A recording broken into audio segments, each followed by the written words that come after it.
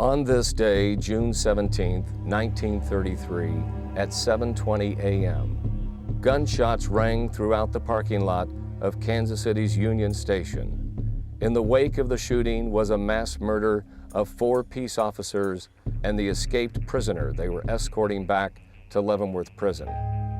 This event has shocked the nation into a new consciousness of organized crime in America. 4 years after the stock market collapse in 1929, bank robbing in America had become an epidemic. Pretty Boy Floyd, Bonnie and Clyde, and many others ran rampant through the Midwest, robbing banks and seeking safe haven in locations such as Kansas City, Detroit, and Hot Springs, Arkansas. No federal law enforcement agency existed in America at the time, leaving undergunned state and local law enforcement agencies to hunt down these criminals, who were armed with Thompson submachine guns and drove the newly available Ford V8s. Agents of the Bureau of Investigation, led by J. Edgar Hoover, were not allowed to carry handguns. They could only store 1 gun at each of the organization's headquarters.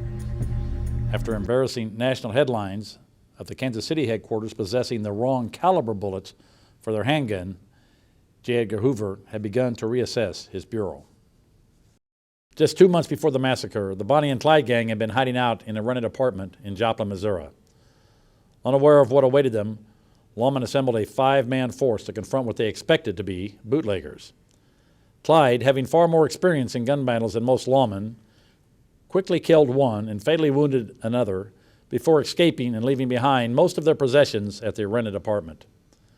Buck's and Blanche's marriage license, Buck's 3-week-old parole papers, a large arsenal, and most importantly, a camera with several rolls of undeveloped film. 2 days later, the photos were on the cover of every newspaper across the country, providing for the first time a face to the bank robbing era. Only 2 months later, on June 14th, Missouri State Trooper Sergeant Benjamin O. Booth and Sheriff Roger Wilson would be shot and killed in Columbia, Missouri by 2 suspected bank robbers. Headlines immediately blamed Pretty Boy Floyd and the Barrels gang, even though they were miles away at the time. The heart of these conflicts would come to the spotlight on June 17, 1933, in front of Kansas City's train station.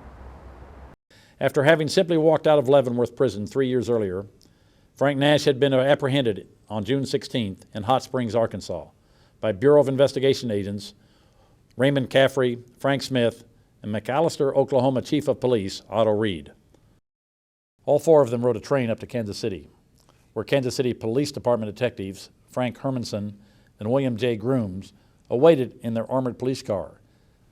For unexplained reasons, their machine gun was not attached to the car that morning, and what would result was the massacre of Nash and 5 law enforcement officers. American headlines of the Union Station massacre quickly followed, with papers asking the questions: why was the prisoner Frank Nash unhandcuffed and placed in the driver's seat? Why was June 17th one of the only days the machine gun was not attached to the armored car? And why did the Kansas City Police Department do such an atrocious job of securing the crime scene, allowing bystanders to take photos as they stood in the blood, and botched the investigation before Hoover and the Bureau of Investigation had stepped in? These questions rang throughout the headlines, and with no one to answer, once again the blame fell on Pretty Boy Floyd, Adam Ricchetti, and Vern Miller. And what would follow was one of the most infamous manhunts across America. J. Edgar Hoover would quickly see legislation passed to allow his agents to become fully armed, and the Federal Bureau of Investigations was born. 1 month after the massacre, on July 18, 1933, the Bonnie and Clyde gang checked into the Red Crown Tourist Court 10 miles north of Kansas City.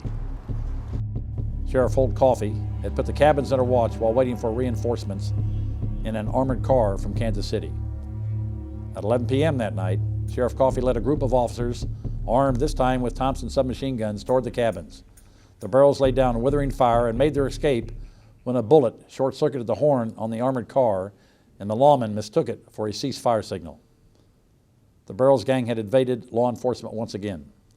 However, Clyde's brother had sustained a horrific wound in the side of his head, and his wife Blanche was nearly blinded from glass fragments in both her eyes. 5 days later, the Barrel gang was camped at Dexfield Park, Iowa. So plainly mortal was Buck's head wound that Clyde had dug a grave for him. After their bloody bandages were noticed by local citizens, it was determined that the campers were the Barrel Gang. Quickly surrounded by local lawmen and approximately 100 spectators, the Barrels once again found themselves under fire. Clyde Barrel, Parker, and W.D. Jones escaped on foot. Buck was shot again in the back, and he and his wife were captured by the officers. Buck died 5 days later from his wounds. 10 months later, on May 23rd, in Bienville, Louisiana, the Gibblands posse, comprised of 4 Texas and 2 Louisiana law enforcement officers, were waiting in the bushes when they heard Barrel's stolen Ford V8 approaching at a high rate of speed before stopping in front of a stalled truck. Immediately, the posse opened fire, killing Barrel and Parker while shooting a total of 130 rounds. Barrel was killed instantly by a headshot, while Parker had a moment to reflect before the officers emptied the specially ordered automatic rifles, as well as other shotguns and pistols, into the car. Back in Kansas City, on August 12, 1933, 2 months after the massacre, Johnny Lazia's control over organized crime in Kansas City was challenged by Joe Lusko and Ferris Anton, 2 other Kansas City mobsters. Lazia tasked Gargata and several other mob associates to kill Anton. On August 12, 1933, the gunman shot Anton as he was entering his apartment building on Armour Boulevard.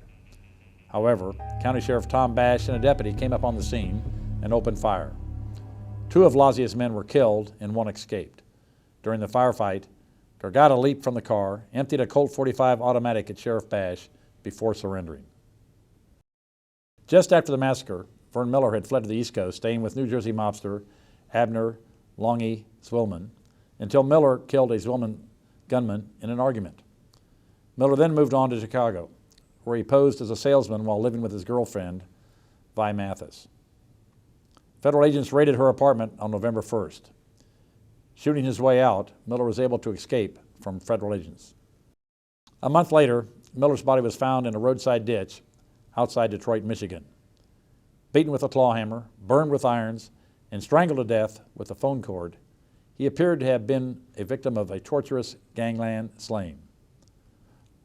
Although the reason for Miller's death remains undetermined, the probable cause was retaliation for the media spotlight brought down on organized crime after the Union Station massacre.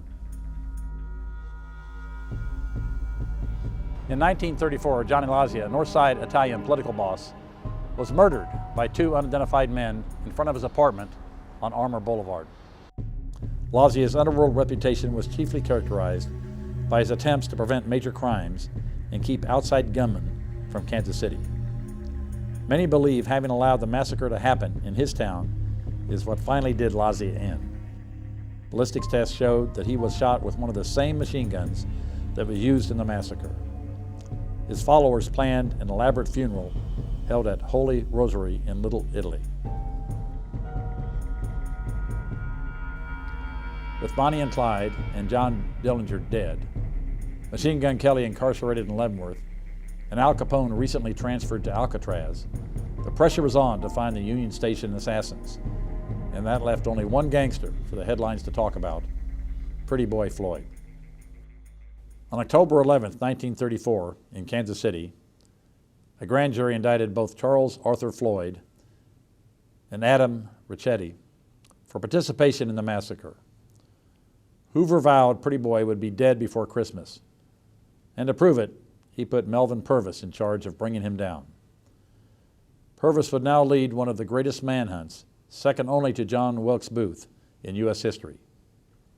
Just days after the indictment, Pretty Boy Floyd had sent a letter to Hoover. Dear Sirs, I, Charles Floyd, want it made known that I did not participate in the massacre of officers in Kansas City. Signed, Charles Floyd. Ricchetti and Floyd fled their hideout in Buffalo on October 20th. Heading for Oklahoma, their car unfortunately broke down near Wellsville, Ohio, after just 2 days on the road. Their suspicious presence attracted the attention of local residents, who called the police, and they arrested Ricchetti.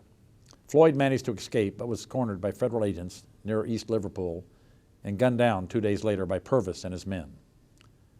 Varying accounts exist as to who actually shot him, and the manner in which he was killed. Within hours, a telegram was received from Floyd's mother in Oklahoma, requesting that her son's body not be photographed or exhibited to the public. Her wishes were ignored as a flood of curiosity seekers lined up to view Floyd's body, which was displayed on a cot. Newsmen estimated that more than 10,000 people filed past the corpse that night and the following day. Numerous photos were taken, and a pottery worker was permitted to make a death mask from which a number of plaster casts were distributed among the officers responsible for catching Pretty Boy. On November 6, 1934, Adam Ricchetti was indicted for obstruction of justice. However, that charge was held in abeyance when he was officially charged with murder by Missouri state officials for his alleged role in the Union Station massacre. His trial began on June 13, 1935. 3 days later, Ricchetti was found guilty of the murder of police officer Frank Hermanson and sentenced to death. Ricchetti was originally to be sent to the gallows, but instead he became the first convict to be executed in Missouri's newly constructed gas chamber in Jefferson City.